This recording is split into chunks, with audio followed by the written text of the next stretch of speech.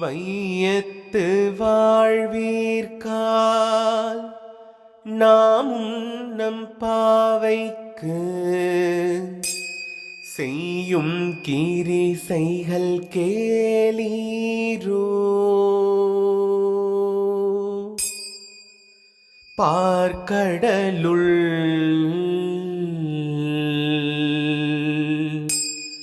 பையத்துயின்ற பரமன் அடி பாடி நெய்யுண்ணும் பாலுண்ணும் நாட்காலே நீராடி நெய்யுண்ணும் பாலுண்ணும் நாட்காலே நீராடி மையிட்டெழுதோம் மலரிட்டு நாம் முடியோம் மையிட்டெழுதோம் மலரிட்டு நாம் முடியோம் செய்யாதன செய்யோம் தீக்குறளை சென்றோதோம் செய்யாதன செய்யோம் தீக்குறளை சென்றோதோம் ஐயமும் பிச்சையும் ஆம்தனையும் கை காட்டி ஐயமும் பிச்சையும் ஆம்தனையும் கை காட்டி உய்யுமாறெண்ணி உகந்தேலோரெம்பாவாய் உய்யுமாறெண்ணி உகந்தேலோரெம்பாவாய் உகந்தேலோரெம்பாவாய். கிருஷ்ணா கிருஷ்ணா. இந்த ரெண்டாவது பாசுரத்தில் ஆண்டாள் சொல்றா, ஏய் வாங்கடி, நம்மெல்லாம் விரதம் இருக்கலாம். விரதத்துக்கு விரதம் அப்படின்னாலே நியதி இருக்கு இல்லையா? அந்த நியதிகள் எல்லாம் சொல்றா. விரியதே இதி விரதம் அப்படின்னு நம்ம சொல்றோம். நாம் ஏதாவது ஒரு பலனை உத்தேசிச்சு அந்த பலன் நடக்கணும் அப்படின்றதுக்காக பல விரதங்கள் இருக்கிறது உண்டு. சாஸ்திரத்திலேயே அந்த மாதிரி பல விரதங்கள் எல்லாம் இருக்கு. பல விரதங்கள் எல்லாம் இருக்கு, நம்ம இன்னைக்கும் பார்க்கறது உண்டு இல்லையா? சில பேர் கோவில் அங்க பிரதட்சணம் பண்றது உண்டு. சாப்பிடாமையே இருந்து பட்டினியால சில விஷயங்களை சாதிச்சுக்கலாம் அப்படின்றதுக்கும் சில விரத நியமங்கள் இருக்கு. ஒவ்வொன்றுக்கும் ஒவ்வொரு விதமான ஒரு வருஷம் முழுசும் விரதம் இருக்கிறதெல்லாம் இருக்கு சில விரதங்கள் எல்லாம். ஏன்னா ஒரு வருஷம் முடிஞ்சதுக்கு அப்புறம் அவன் இருந்தாதானே பலன் அவன் எதிர்பார்ப்பான். எப்படியோ விரதம் அப்படின்றது நம்மளை வருத்திக்கிட்டு எதையோ ஒன்று நம்ம பகவான் கிட்ட கேட்குறோம்னு நினச்சிட்டு இருக்கோம். நம்ம அதுக்கு அர்த்தம் அப்படி இல்லையா? சாஸ்திரம் சொல்றது, நீ ஒன்றை வருத்திக்கிட்டதுக்கு பகவான் கிட்ட போக முடியாது. அந்தந்த தேவதைகள் அதை கொடுத்துடும். இப்படி விரதம் அப்படின்றது நம்மளை ஏதோ ஒரு கடுமையான ப்ராசஸ்க்குள்ள அப்படி உள்ள நுழைச்சு அதன் மூலயமா ஏதாவது வரண கேட்கறது அப்படின்றது தானே நம்ம நினைச்சிட்டு இருக்கோம். ஆனா இங்க ஆண்டாள் அவ ஒரு பெண் பிள்ளை இல்லையா? என்னதான் இருந்தாலும் ஒரு பெண் பிள்ளை இல்லையா?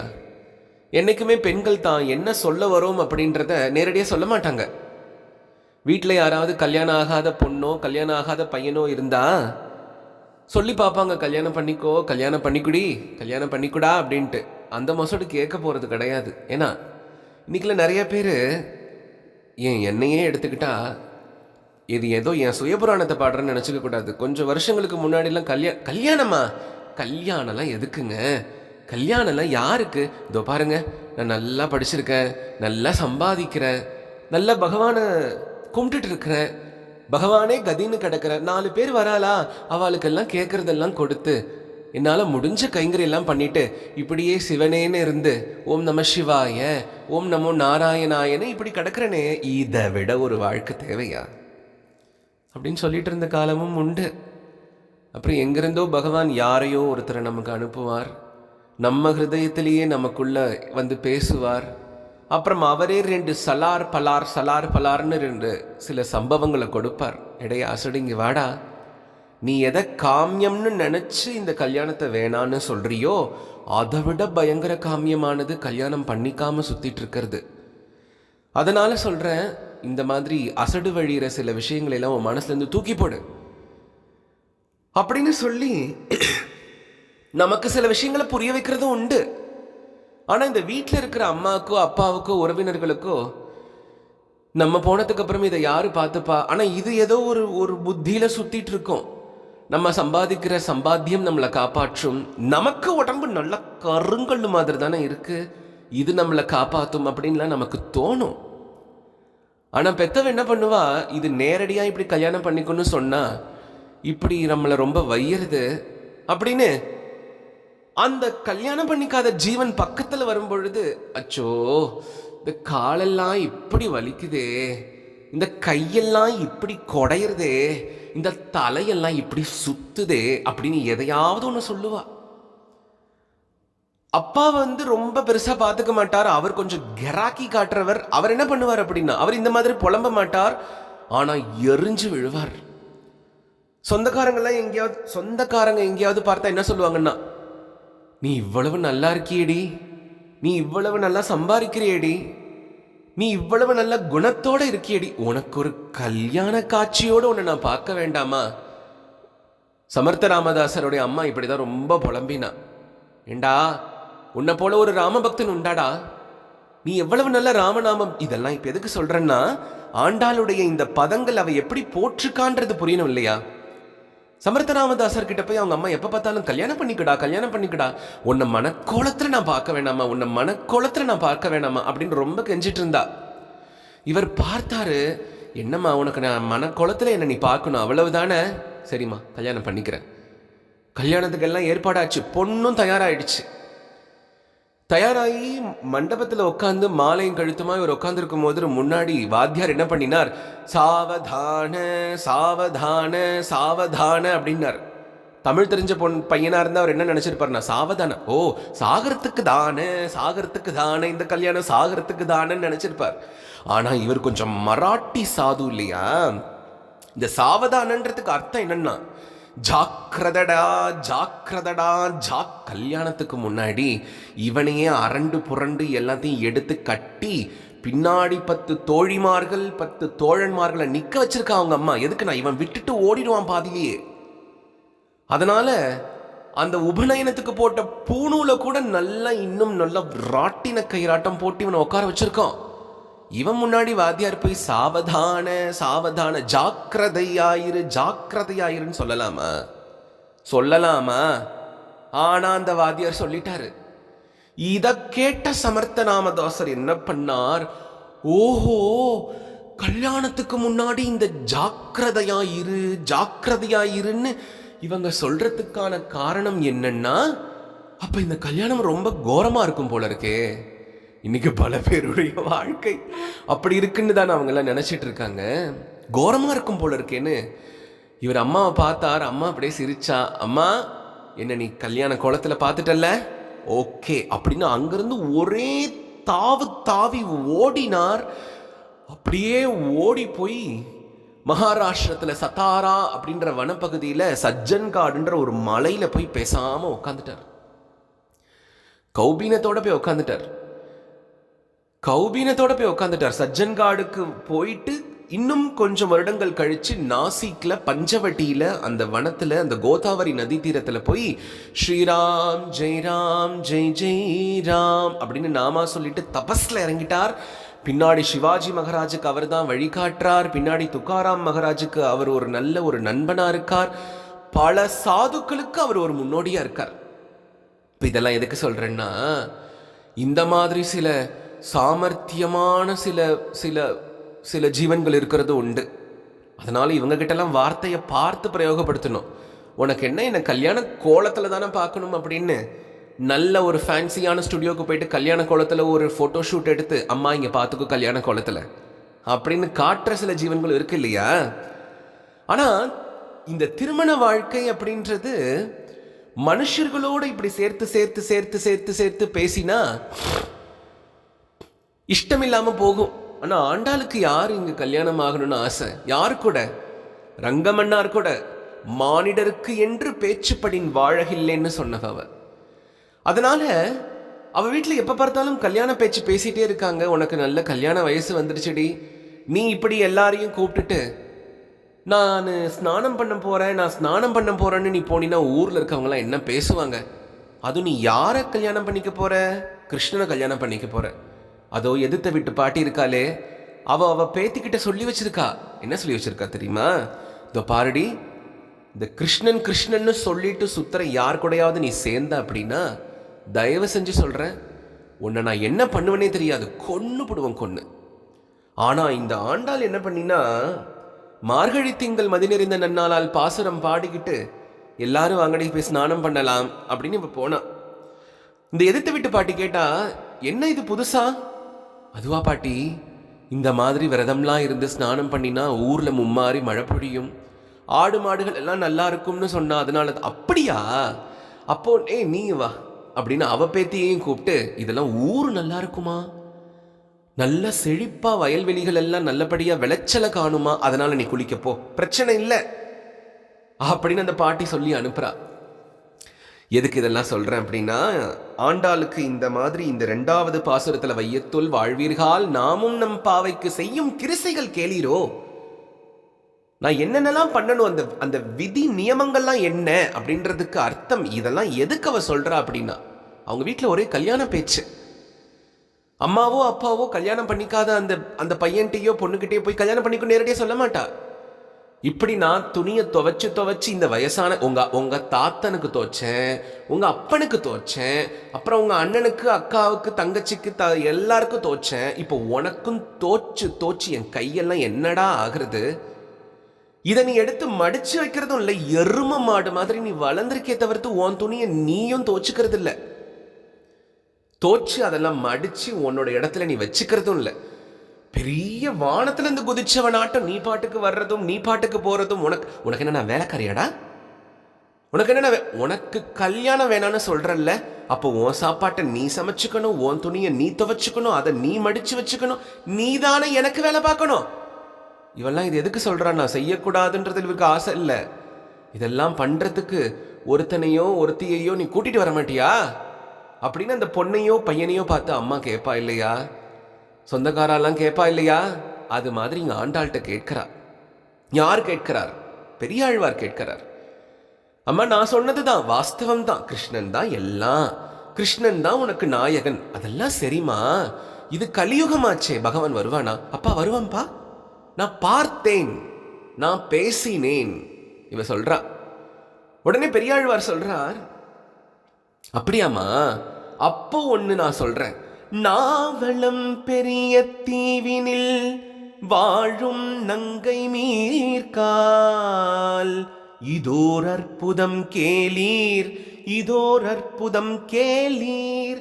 நாவளம் பெரிய தீவினில், ஒரு சின்ன ஊர் கிடையாது, ஒரு பிரதேசம் கிடையாது, ஒரு பேட்டை கிடையாது, ஒரு ஏரியா கிடையாது, ஒரு நாடு கிடையாது, ஒரு உலகம் கிடையாது. நாவளம் பெரிய தீவினில், இந்த ஜம்பு தீபத்தில் இருக்கிற, இங்க வா, உன் பேர் என்ன? என் பேரு கமலா. உன் பேர் என்ன? என் பேரு சுமதி. உன் பேர் என்ன? என் பேரு லலிதா. உன் பேர் என்ன? என் பேரு வாணி. உன் பேர் என்ன? என் பேர் விஷாக்கா. உன் பேர் என்ன? என் பேர் லதா. நீங்களாம் பொம்மநாட்டிங்க தானே? என்னடி உங்களுக்குலாம் வேலை இருக்கு? பேசாம தூங்குறீங்க, சாப்பிட்றீங்க, ஓடுறீங்க, தூங்குறீங்க, சாப்பிட்றீங்க, ஓடுறீங்க. பொம்மநாட்டியா பிறந்தா கிருஷ்ணனுடைய வேணுகானத்தை ரசிக்கணும்டி. பகவான் வேணுகானம் பண்ணிட்டு இருக்கான்.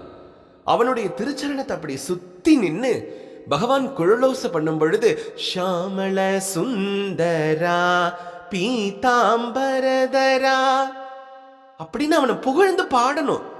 அப்ப என்ன ஆகும் அப்படின்னா, ஏற்கனவே அவன் வாசிச்சுட்டு இருக்கிறது இன்னும் அழகா ஸ்ருதி சேர்த்து, அச்சோ இவங்கெல்லாம் என்னை சுத்தி நின்று இவ்வளவு ஜெயகோ பாடுறதா இருந்தா நான் இன்னும் கூட நல்லா வாசிப்பனேன்னு பகவான் நினைக்க மாட்டானா? அதனால சொல்றேன்னு கேட்டுக்கோ. நாவளம் பெரிய தீவினில் வாழும் நங்கை மீர்கால் இதோர் அற்புதம் கேளீர், இதோர் அற்புதம் கேளீர். பெரியாழ்வாருக்கு அவருடைய ஒரு பொண்ணு மட்டும் கிருஷ்ணனுடைய வேணுகானத்தை கேட்டா பத்தாதான். அவருக்கு என்ன ஆசை அப்படின்னா, இத வியாக்கியானம் பண்ற பெரியவா சொல்றது உண்டு, அவருக்கு என்ன ஆசை அப்படின்னா, ஊர்ல இருக்கிற எல்லா பொம்மநாட்டிகளும் பகவானுடைய வேணுகானத்துக்கு போகணும். ஆனா இதுக்கு ரசமா அண்ணா ஒரு அர்த்தம் சொல்லுவார். ஊர்ல இருக்கிற பொம்மநாட்டினா ஊர்ல எவனும் ஆம்பளையே கிடையாதுடா, யாரும் ஆம்பளை கிடையாது. இது இது பிலாசபியா பார்த்து மட்டும் நான் இந்த வாக்கியத்தை சொல்லலை. இப்ப இதை கேட்டுட்டு இருக்க உங்களுக்கு நான் சொல்றேன், நான் சயின்டிஃபிக்காவும் சொல்றேன். இன்னைக்கு நாம ஒரு ஆண் சரீரம் எடுத்துட்டு வந்திருக்கோம் இந்த ஜென்மத்துல. போன ஜென்மத்துல ஒரு பெண் சரீரம் எடுத்து நாயாவோ பேயாவோ பிசாசாவோ பூதமாவோ கூட பிறந்திருக்கலாம். அதுக்கும் போன ஜென்மத்துல ஏதோ ஒரு சரீரம். இப்படி ஒவ்வொரு ஜென்மத்துல சரீரமும் மாறுறது, அந்த சரீரத்தை ஏந்திட்டு இருக்க பாவமும் மாறுறது. அப்ப ஆண் பெண் ஆண் பெண்ணு இந்த சரீரம் எல்லா விதமான ரூபத்தையும் எடுத்துருச்சு. அதனாலையும் இந்த சரீரம் பெண் சரீரம்னு சொல்லலாம், ஆண் சரீரம்னு சொல்லலாம். அதனால இது சயின்டிபிக்காவும் ஹென்ஸ் ப்ரூவ்டு தான். அதனால பெரியாழ்வார் சொல்றார், இங்க யாரு முதல்ல ஆண்? பகவானுக்கு ஆட்பட்டு இருக்கக்கூடிய எல்லா ஜீவன்களுமே பெண்கள் தானே. இதுல என்ன பெரிய ஒரு முரண்டு பிடிக்க வேண்டியது இருக்கு? பகவான் வேணுகானம் பண்ணும் பொழுது அதையெல்லாம் நம்ம போய் ரசிக்க வேணாமா?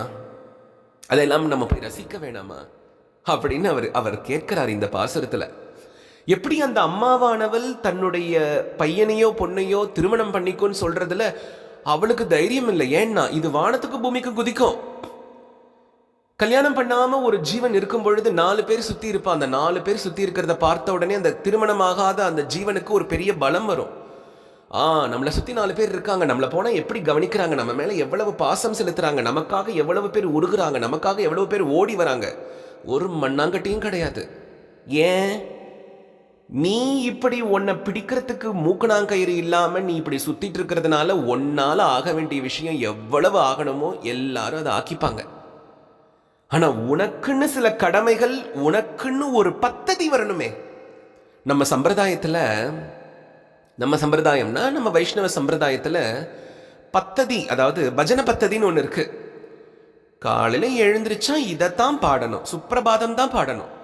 பெருமாளை திருப்பள்ளி எழுச்சி பண்ணும் பொழுது கௌசல்யா சுப்ரஜா ராம பூர்வா சந்தியா பிரவர்த்ததே உத்திஷ்ட நரசார்த்தூளா கர்த்தவ்யம் தெய்வமாத்மிகம் உத்திஷ்டோ உத்திஷ்ட கோவிந்த உத்திஷ்ட கருடத்வஜ உத்திஷ்ட கமலா காந்தா திரைலோக்கியம் மங்களம் குரு. இந்த மாதிரி இந்த மெட்டுல இந்த சுப்பிரபாதத்தை தான் பகவான்கிட்ட போய் சேவிக்கணும் இல்லையா? தமிழ் பாசுரமா இருந்தா ஸ்ரீரங்கத்துல திருப்பள்ளி எழுச்சிலாம் பாடுறது உண்டு. அதை விட்டுட்டு காலையிலேயே போய் பகவான் கிட்ட நம்ம இந்த திருப்பள்ளி எழுச்சி எல்லாம் பாடாம, சுப்பிரபாதம் எல்லாம் பாடாம, கிருஷ்ணன் அப்படியே நிந்திக்கிற மாதிரியோ இல்ல கவலைப்பட்டோ, ஏரங்கா படாதன பட்டோம் சுடாதன சுட்டோம், ரங்கன் பாப்பாரு. அப்படியே நீ ஓடிடு, என் பக்கம் வந்துடாத அப்படின்னு அவரும் சொல்லிடுவாரு இல்லையா? எதை எப்பப்ப பாடணும்னு இருக்கு. இந்த கல்யாணம் பண்ணிக்காம சுத்திக்கிற அசடுங்கள் எல்லாம் யாரு அப்படின்னா அதுங்கள இந்த காலையில இந்த முகாரி ராகத்துல இந்த ஒப்பாரி வைக்கிற மாதிரி பாடுற கேசுங்க. ஆனா திருமணம்னு ஆகிட்டா காலையில என்ன பாடணுமோ அதைத்தான் நீ பாடி ஆகணும். இது வரைக்கும் நீ ஒரு சேரு கையில பட்டா கூட கைய அத்தனை தடவை கழுவ, நீ தூங்கும் போது டக்குன்னு சத்தம் கேட்டா கூட வால்வீச்சுன்னு கத்துவ. ஆனா திருமணம் ஆகிட்டா சேர் இல்லடா, உனக்கு பிறந்த குழந்தை உன் கையிலேயே மலம் கழிச்சாலும் அதை மூஞ்ச நீ அப்படி இப்படி வச்சுப்பியோ தெரியாது. போய் கையை கழுவிட்டு அலம்பிட்டு கிருஷ்ணா ராமான்னு நீ பேசாம செய்யணும். உனக்கு டக்குன்னு சத்தம் கேட்டா நீ டிப்புன்னு நீ ரொம்ப சத்தம் போட்டியே. இப்போ உன் குழந்தை வால்வீல் வாச்சு வீச்சுன்னு கத்துனா கூட நீ பேசாம இருந்து அச்சோ கிருஷ்ணா லாலி கோவிந்த லாலின்னு நீ பாடித்தான் ஆகணும். இதெல்லாம் இந்த மனசை பக்குவப்படுத்துறதுக்கு தான் இந்த இல்லறம். ஒரு பிரம்மச்சாரிக்கோ இல்லை ஒரு வானப்பிரஸ்தனுக்கோ ஒரு சந்நியாசிக்கோ என்ன கேட்டால் மனசு ரொம்ப பக்குவமாச்சான்னு கேட்டால் அவரவர்கள் வகிக்கிற பதவியினால பக்குவமா இருக்கும். ஆனால் ஒரு இல்லறத்தில் இருக்கிறவர்கள் மனது பக்குவப்படுற மாதிரி வேறு யாருக்கும் பக்குவப்படாது. ஒருவேளை இந்த இல்லற தர்மத்தை எல்லாத்தையும் உணர்ந்து சில சில சில முக்தாத்மாக்கள் இருக்கிறது உண்டு. அந்த முக்தாத்மாக்கள்லாம் எப்படின்னா தன்னை சந்நியாசிங்கன்னு சொல்லிப்பார்கள், தங்களை பிரம்மச்சாரின்னு சொல்லியிருப்பார்கள். ஆனா எப்படின்னா 108 கிரகஸ்தார்களும் ஒன்னா வாழ்ந்தா என்ன வாழ்க்கை வாழ்வாங்களோ அதை வாழ்ந்துட்டு இருப்பாங்க. அப்ப நீ என்ன பெரிய பிரம்மச்சாரி, நீ என்ன பெரிய சன்னியாசி? நான் இதை யாரையோ சொல்றேன்னு தயவு செஞ்சு யாரும் கணக்கு பண்ணிக்காதீங்க.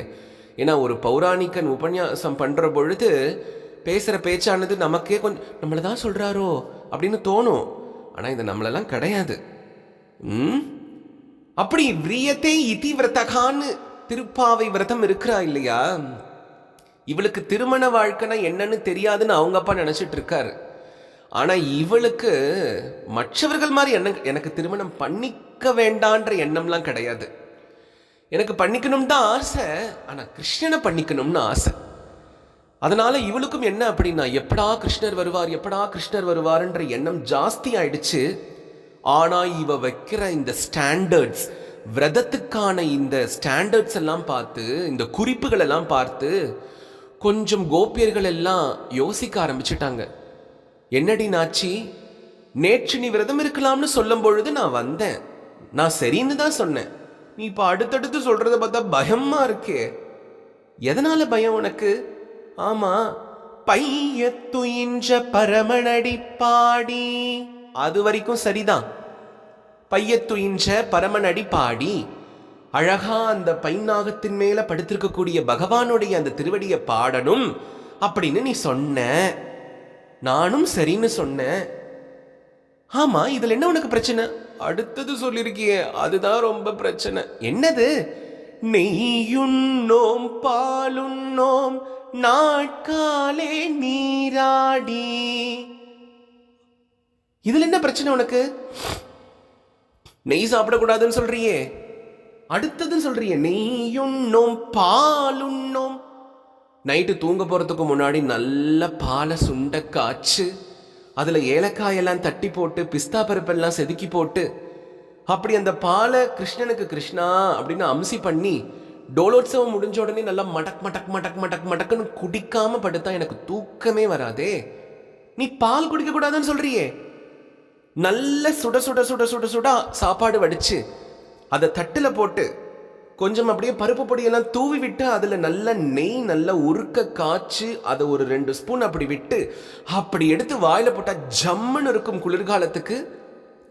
இப்படி என்ன நெய் இல்லாம நான் சாப்பிட்டதே கிடையாது. என்னைக்காவது காஃபி டீ எங்க வீட்டுல லேட் ஆயிடுச்சுன்னா கூட டம்ளர்ல நெய்யை உருக்கி தான் நான் குடிச்சிட்டு கிடப்பேன். அப்படிலாம் நான் இருக்கும்போது என்ன பார்த்து இப்படி நெய்யுண்ணோம் பாலுண்ணோம்னு சொல்லலாமா? இப்படிலாம் சொல்லக்கூடாதே. நீ எதுக்கு இதெல்லாம் சொல்ற? சரி அதுதான் விடு. எனக்கோ வயசாயிடுச்சு, கண்ணெல்லாம் டொங்கு விழுந்து கருவளையம் ஆயிடுச்சு. சரி கருப்பு கூட இன்னும் 2 கருப்பை சேர்த்துக்கலான்னு மையெல்லாம் இட்டு என் வயசை கொஞ்சம் கம்மி பண்ணி காமிக்கலான்னு பார்த்தா நீ மையிட்டு எழுதோம். என் புருஷனுக்கு மாத்திரை மருந்து மாசம் மாசம் செக்கப்பு இதெல்லாம் பண்ணி அதை நான் பக்கத்தில் வச்சிருக்கிறது எதுக்கு நினைச்சிட்டு இருக்கிற நீ? எதுக்கு? தலை நிறைய நான் பூவெல்லாம் வச்சு நான் பார்க்க அழகா இருக்க வேண்டாமா? நீங்களாம் நினைச்சுக்க கூடாது இந்த கோபியர்கள் இந்த பாசுரம் பாடினவர்கள் ஏதோ கல்யாணமாகாத ஸ்திரீகளுக்கு தான் அப்படின்னு. கல்யாணமான ஸ்திரீகளே சில பேருக்கு அந்த வாழ்க்கையில ஒரு திருப்தி இல்லாததுனால சரி அமைஞ்சதுதான் சரியில்லை, இந்த கோதை யாரையோ கிருஷ்ணன்னு சொல்றாளே அவனை தான் போய் பார்ப்போம் எப்படி இருக்கான் அப்படின்னு அவர்கள் ஒரு ட்ரை கொடுத்துருக்கா பகவான் கிட்ட மனச. அதனால இவ என்ன சொல்றா அப்படின்னா பால் சாப்பிடக்கூடாதுன்ற, நெய் சாப்பிடக்கூடாதுன்ற, கண்ணுக்கு மை வைக்க கூடாதுன்ற, தலைக்கு பூ வைக்க கூடாதுன்ற, இப்படியெல்லாம் நீ சொல்றத பார்க்கும் பொழுதுதான் கோதை எனக்கு கொஞ்சம் யோசிக்கணும் போல தோன்றது. நான் என்ன பண்றது இப்போ? விரதத்துக்கு வரட்டுமா வேண்டாமா?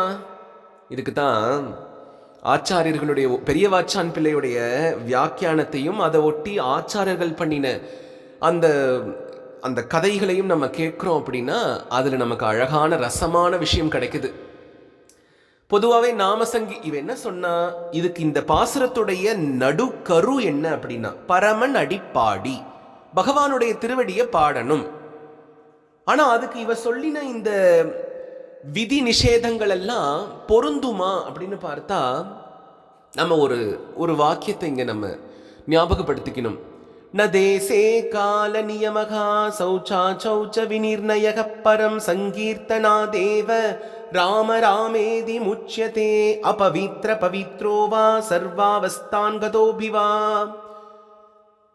பகவானுடைய நாமத்தை பாடுறதுக்கு, நாமத்தை சொல்றதுக்கு தேசம்னு ஒன்று கிடையாது, நியமம்னு ஒன்று கிடையாது, காலம்னு ஒன்று கிடையாது. நீ குளிச்சியா குளிக்கலையா, பவித்திரமா இருக்கியா அப்பவித்திரமா இருக்கியா, நீ எப்படி வேணா இருந்துட்டு போ, பகவானுடைய நாமம் சொல்லலான்னு தானே சாஸ்திரம் சொல்றது. அப்படி சொல்றதுனாலேயே சில அசடுகளுக்கு நாமம் சொல்றதுனா பிடிக்காது. சில பேருக்கு இல்லை, பல பேருக்கு நாம தானே எப்ப வேணா சொல்லிக்கலாம் அப்படின்னு. நாமா சொல்றதெல்லாம் நாமா நினைச்சா சொல்ல முடியாது. நாமம் நினைக்கணும், இவனுடைய வாயிலிருந்து இவளுடைய வாயிலிருந்து நாம வரணும் அப்படின்னு. சரி, பகவானுடைய நாமா சொல்றதுக்கு, சங்கீர்த்தனம் பண்றதுக்கு எந்த விதமான நியமங்களும் கிடையாது. அப்படி இருக்கும்போது இவன் ஏன் இவ்வளவு நியமங்கள் வைக்கிறா? கங்கா ஸ்நானம் பண்றதுக்கு முன்னாடி ஒரு ஸ்நானம் பண்ணிட்டு வந்தா தான் கங்கா ஸ்நானம் பண்ணினா புண்ணியம் கிடைக்கும்னு ஏதாவது இருக்கா? அப்படி கிடையாதே. நீ பாட்டுக்கு ஸ்வபாவத்துல போய் கங்கையில கங்கே அப்படின்னு போய் குதிச்சாலே உனக்கு அந்த புண்ணியம் கிடைக்கிறது. இல்லை, என்னால கங்கையில குதிக்க முடியாது, ஆர்த்தோ டாக்டர் இழுத்து கட்டி வச்சிருக்கார் 2 முட்டியையும், அதனால நான் கரையில உட்காந்து புரோக்ஷனம் பண்ணிக்கிறேன் கங்கே அப்படின்னு நினைச்சாலும் கங்கை அந்த புண்ணியத்தை கொடுத்துடுறா. அப்ப கங்கையுடைய ஸ்நானத்துக்கு முன்னாடி ஒரு ஸ்நானம் வேணும் அப்படின்னு நியதி இல்லையே. பகவானுடைய பிரசாதம் காஞ்சிபுரம் போய் வரதராஜர் கிட்ட சேவையெல்லாம் முடிச்சுட்டு வெளியில வந்து இட்லி வாங்கி சாப்பிடும் பொழுதோ, சக்கரை பொங்கல் வாங்கி சாப்பிட்றதுக்கு முன்னாடியோ, அச்சோ காஞ்சி வரதனை போய் சேவிக்கிறதுக்கு நமக்கு சக்தி வேணுமே, அதுக்காக ஏதாவது வைத்து ரொப்பிட்டு அதுக்கப்புறம் போய் பிரசாதத்தை சாப்பிடலான்னு ஒரு நியதிக்கு இல்லையே. உனக்கு பலம் இருந்தா போய் நீ சாப்பிடு, உனக்கு பலம் இருந்தா நீ போய் சேவி, அதனால உனக்கு எல்லா பலனும் கிடைக்கும். இப்படி எல்லாத்துக்கும் ஒரு பூர்ண பலன் அடையறதுக்கு முன்னாடி அதுக்கு ஒரு உபபலனா முன்னாடி எதையாவது ஒன்று, பூர்வ உபபலனா ஒன்று நம்ம செஞ்சிருக்க வேண்டிய அவசியம் இல்லாத மாதிரி பகவன் நாம சங்கீர்த்தனம் பண்றதுக்கு நியதிகள்னு ஒன்று கிடையாது. நீ வீட்டுக்கு விளக்கா இருக்கும் போதும் நாமா சொல்லலாம், நீ எப்படி இருக்கும் போதும் நாமா சொல்லலாம் இல்லையா? அந்த மாதிரி இருக்கும்போது எதுக்கு ஆண்டாள் இவ்வளவு ரெஸ்ட்ரிக்ஷன்ஸ் அண்ட் ஸ்டாண்டர்ட்ஸை கொடுக்குறா? எதுக்கு கொடுக்குறா? இதெல்லாம் எதுக்கு கொடுக்குறா அப்படின்னா, இவ இந்த விரதத்தை எல்லாம் பண்ண போறது காத்தியாயினி கோயில்ல, அம்பாளுடைய கோவில்ல. அந்த கோவில்ல நின்று அம்பாள் கிட்ட பிரார்த்தனை பண்றாளாம். அம்மா தாயே காத்தியாயினி, எனக்கு நீ வேணும் அம்மா, எனக்கு கிருஷ்ணன் கிடைக்கணும் அம்மா அப்படின்னு நான் கத்தி கத்தி வேண்டுவேன். எடை புல்லாங்குழல்காரா, நீ அங்கிருந்து பாருடா, நான் உன்கிட்ட வரல, நான் இங்க நின்று வேண்டேன். உடனே பகவானுக்கு ரோஷம் வந்துடுமா.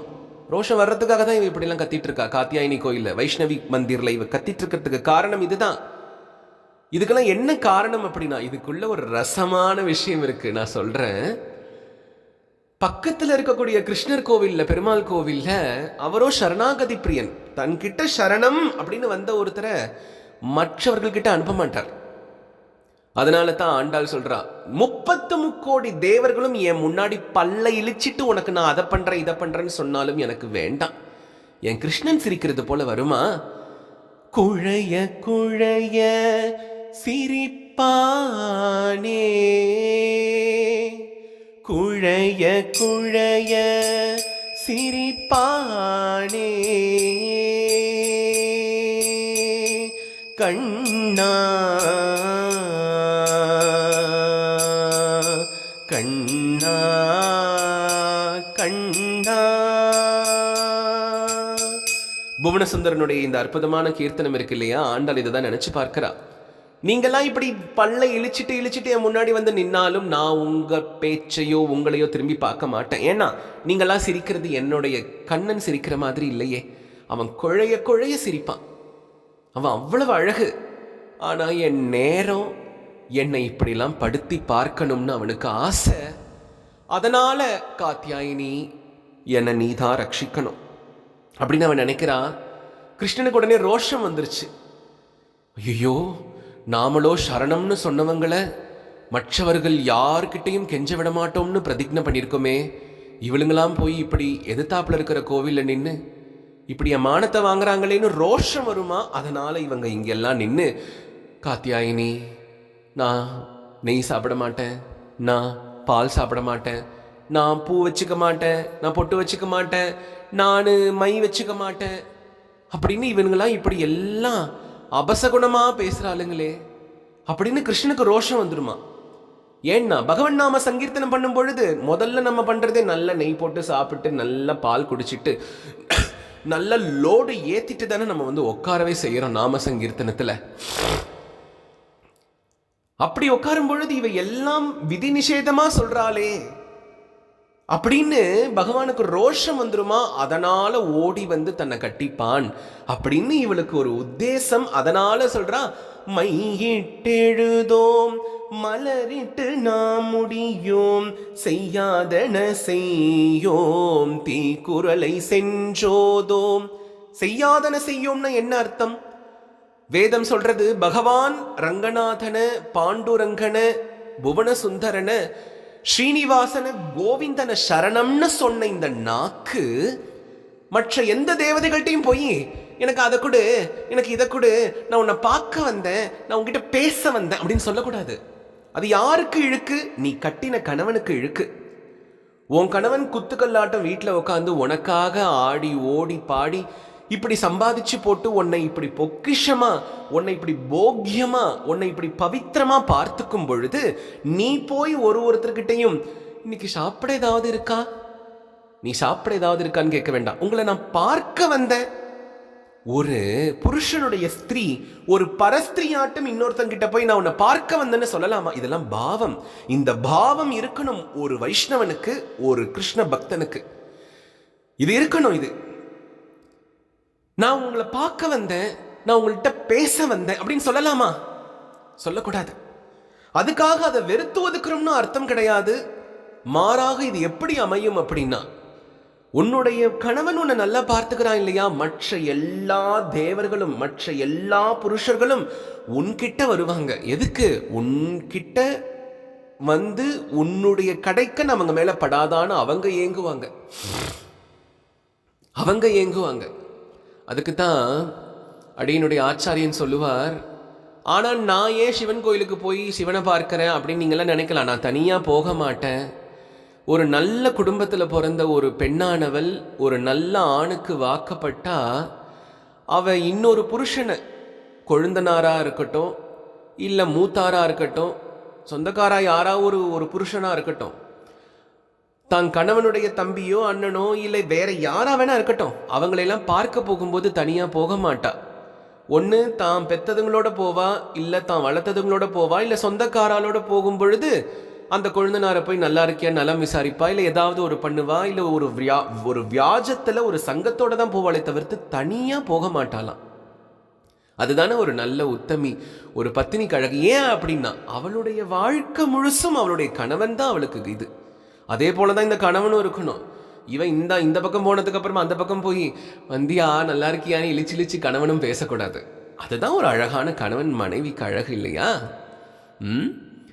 அது போல ஆச்சாரியன் சொல்லுவார், அப்படி ஒரு கிருஷ்ண பக்தன் ஒரு சிவன் கோவிலுக்கோ ஒரு முருகர் கோவிலுக்கோ ஒரு அம்பாள் கோவிலுக்கோ போகும் பொழுது சாதுக்கள் சங்கத்தோட போய் பகவானை சேவிக்கணும். எந்த சாதுவா இருக்கணும்? அவங்க எல்லாம் இந்த கிருஷ்ண பக்தி பண்ணக்கூடிய சாதுக்களா இருக்கணும். ஏன்னா கிருஷ்ண பக்தின்றது உயர்ந்தது. பெரியாழ்வார் இதை சொல்றார். எப்படி சொன்னார்? நாவலம் பெரிய தீவினில். பெரியாழ்வாரை விட கிருஷ்ண பிரச்சாரம் பண்ணினது யாருமே கிடையாது. இப்ப நான் பேசுறதெல்லாம் பிராக்டிக்கலான உலகத்துக்கு பிராக்டிக்கல் கிடையாதுன்னு எனக்கு நல்லா தெரியும். பட் இதை கேட்கிற யாரோ ஒரு ஜீவனுக்கு இது போய் சேர்ந்தா எனக்கு அது போதும். ஏன்னா கிருஷ்ண பக்தின்றது ரொம்ப எக்ஸ்க்ளூசிவானது. அது எல்லாருக்கும்லாம் கிடைக்காது. இது எல்லாருக்கும் ஆனதும் கிடையாது. இது ஆண்டாலே சொல்றா பின்னாடி வரக்கூடிய பாசுரங்கள்ல. அதனால நான் வைஷ்ணவி மந்திர்ல போய் நின்ன அப்படின்னா இவனுக்கு ரோஷம் வந்துடும். அதனால சீக்கிரம் ஓடி வந்துருவார். செய்யாதன செய்யோம்ன்ற அந்த பதத்துக்கு அர்த்தம் என்னன்னா, பகவானுக்கு அவனை தவிர்த்து வேற ஒரு விஷயத்தை நாடுறது பிடிக்கவே பிடிக்காது. The most possessive character is the Lord Krishna. எல்லாம் எனக்கு எனக்கு எனக்கு என்னை தவிர்த்து என்னை விட்டுட்டு என்னை மறந்துட்டு அப்படின்னு ஒரு விஷயம் கிருஷ்ணனுக்கு பிடிக்காது. எல்லாத்துலேயும் பிராதான்யமாக கிருஷ்ணன் தான் இருக்கணும், வேற யாரும் இருக்கக்கூடாது.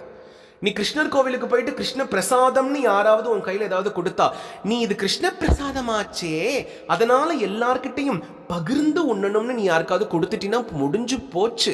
நீ சாப்பிட்ற அந்த பிரசாதத்தாலேயே உனக்கு சுகரு, அதுக்கப்புறம் என்ன இருக்கு, கொலஸ்ட்ராலு, அதுக்கப்புறம் என்ன இருக்கு, ஏதோ சொல்றாங்களே HDL TDL LDL PDL, அதெல்லாம் எல்லாத்தையும் உனக்கு கொடுத்துருவான் பகவான்.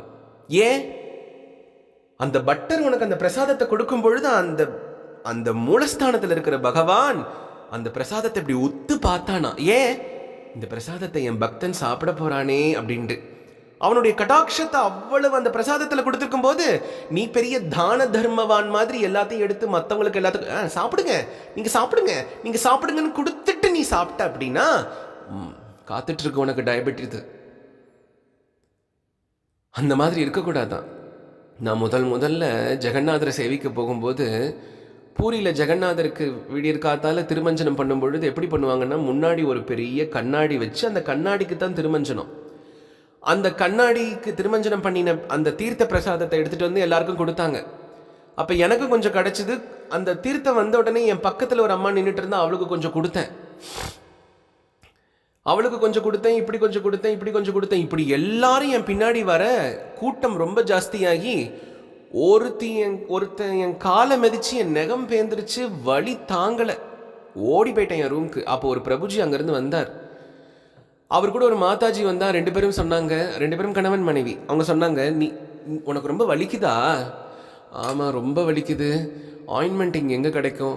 ஆயின்மெண்ட் கிடைக்கிறது அப்புறம் இருக்கட்டும், நான் ஒன்று சொல்லணும் உங்ககிட்ட. கிருஷ்ண பிரசாதம் உங்கள் கையில் கிடைச்சா நீங்கள் அதை முதல்ல ஃபுல்லாக அனுபவிக்கணும்.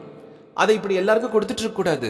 It is very essential and very much enormous to அதை அனுபவிக்கிறதுன்றது ரொம்ப பெரிய விஷயம். நீங்கள் இப்படிலாம் கொடுத்தீங்கல்ல, உங்கள் கைக்கு பிரசாதம் வந்தபொழுது ஜெகநாதர் அப்படி கட்டாட்சிச்சு முழுசா நீ அனுபவி அப்படின்னு கொடுத்துருக்காரு.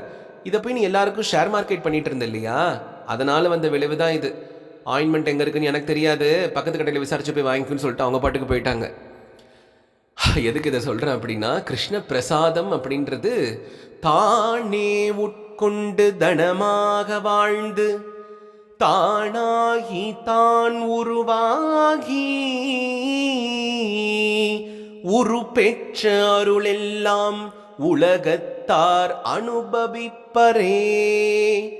இந்த பாட்டுக்கு அர்த்தம் என்ன அப்படின்னா, கிருஷ்ணனை அனுபவிக்கணும்னு நினைக்கும் பொழுது எப்படின்னா, நான் மட்டும் அனுபவிக்கணும், எனக்கான கிருஷ்ணன், எனக்கான மூர்த்தி, எனக்கான வாழ்வு, என் பிரசாதம் கிருஷ்ணன்.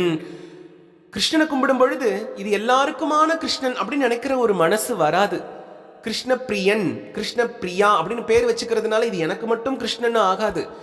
எனக்கு மட்டும் கிருஷ்ணன், உனக்கு மட்டும் கிருஷ்ணன்.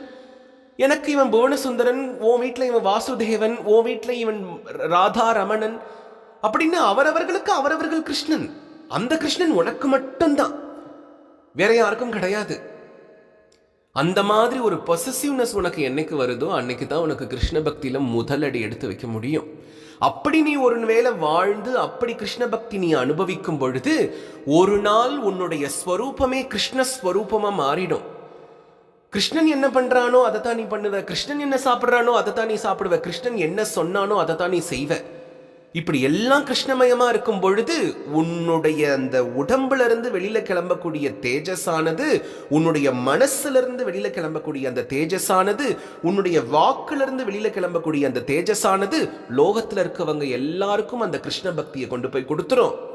ஆனா ஆரம்பத்திலேயே அதை நீ கொடுத்துடணும்னு நினைச்சு இந்தாங்க கிருஷ்ண பிரசாதம், இந்தாங்க கிருஷ்ண தரிசனம்னு நீ கொடுக்க ஆரம்பிச்சினா உனக்கு கிருஷ்ணன்ற வார்த்தை நாக்குல இனி உட்காரத்துக்கு கூட வராது. பேரலைஸ் ஆகி நீ உட்காந்துருவ, நாக்கு சுழண்டுக்கும். நீ கிருஷ்ணன் அது புருஷ்ணன் அப்புறம் உச்சரிக்கும்.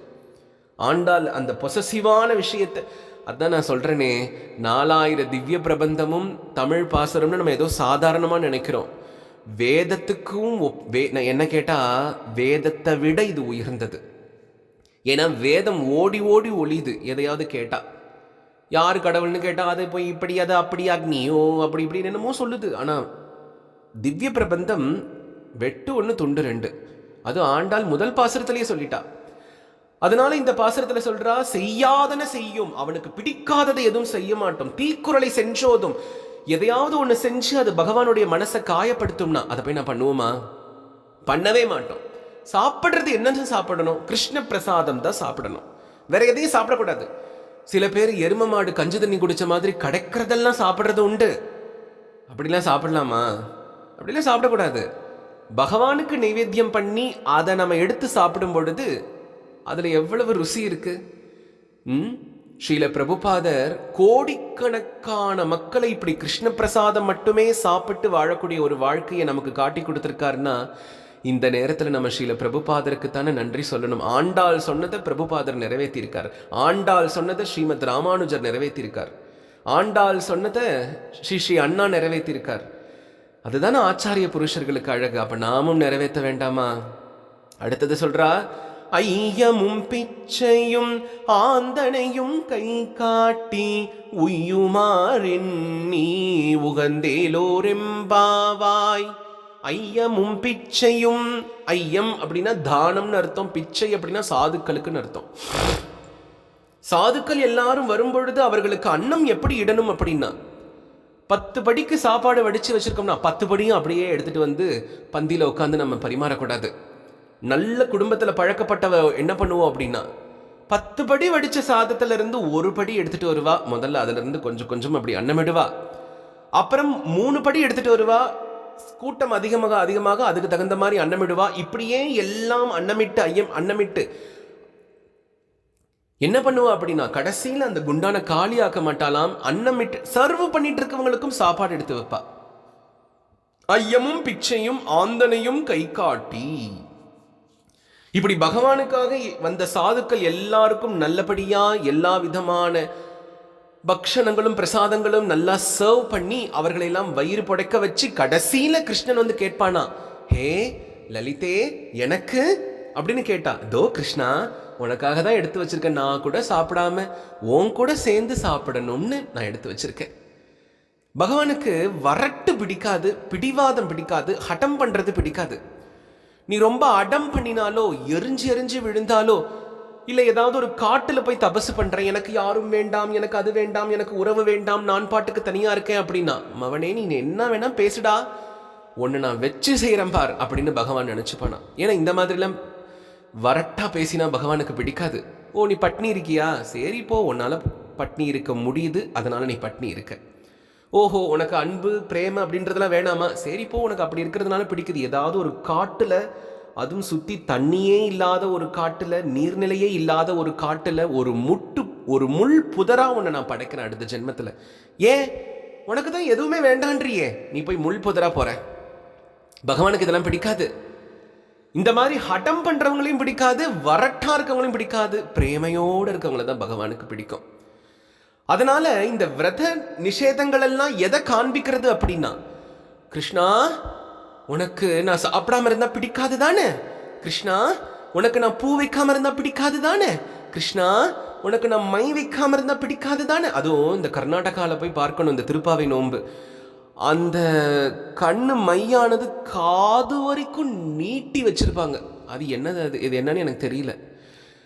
உனக்கு நான் மை வைக்காம இருந்தா பிடிக்காது தானே, உனக்கு இதெல்லாம் பிடிக்காது தானே, ஆனா இதெல்லாம் நான் செய்ய போறேன், நீ என்கிட்ட வரமாட்டேன்னு சொல்லிட்டல்ல, நான் செய்ய போறேன் போ, உனக்கு பிடிக்காததெல்லாம் நான் செய்வேன் போ அப்படின்னு ஒரு பிரேமையோட இருக்கிற பாசுரம் இந்த பாசுரம்.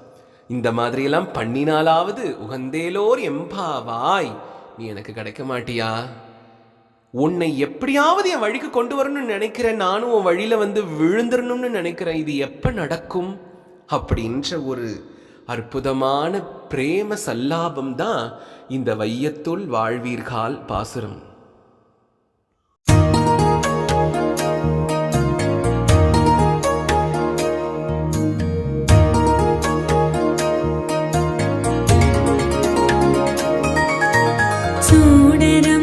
సతులాల శోభాన పాడరమ్మ, చూడరమ్మ సతులాల శోభాన పాడరమ్మ, కోడున్న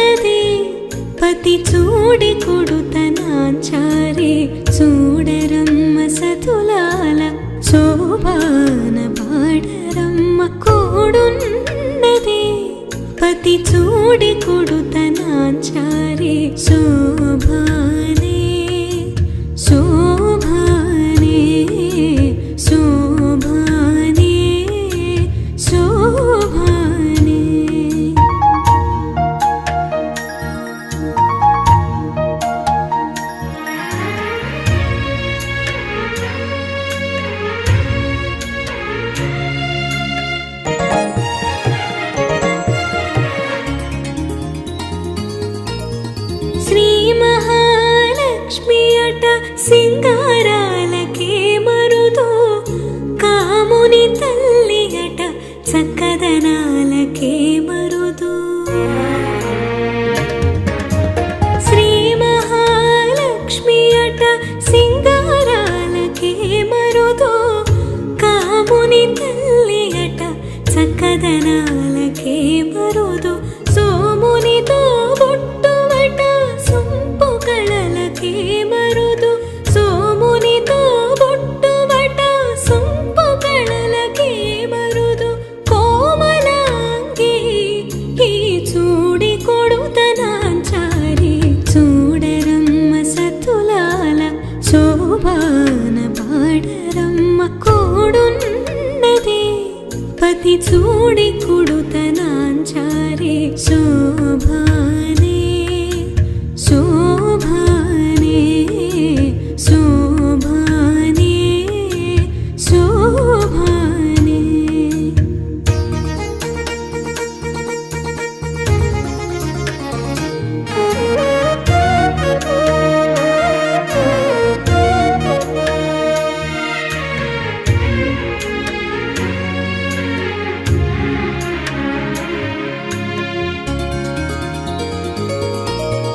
కలశాబ్ది కూతురట గంభీరాలకే మరుదు తలపలోకమాతయట దయమరి మరుదు కలశాబ్ది కూతురట గంభీరాలకే మరుదు తలపలోకమాతయట దయమరి మరుదు జలజ నివాసిని అట చల్లదనమే మరుదు జలజ నివాసిని అట చల్లదనమే మరుదు కొలది మీరా ఈ చూడి కొడుతనాంచారి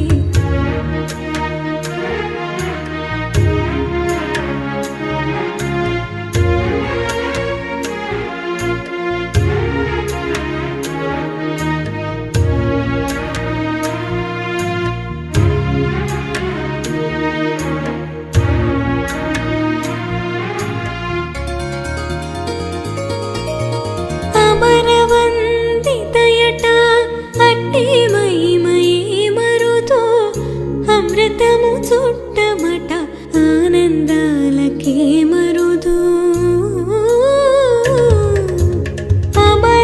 అమరవందితయట అట్టి మహిమయే మరుదో అమృతము చుట్టమట ఆనందాలకే మరుదు తమితో శ్రీ వెంకటేశు తానే వచ్చి పెండ్లాడే తమితో శ్రీ వెంకటేశు తానే వచ్చి పెండ్లాడే కొమెర వయస్సు ఈ చూడి కొడుతనాంచారి చూడరమ్మ సతులాల శోభాన పాడరమ్మ కోడున్నదే పతి చూడి కొడుతనాంచారి చూడరమ్మ సతులాల శోభాన పాడరమ్మ కోడున్నదే పతి చూడి కొడుతనాంచారి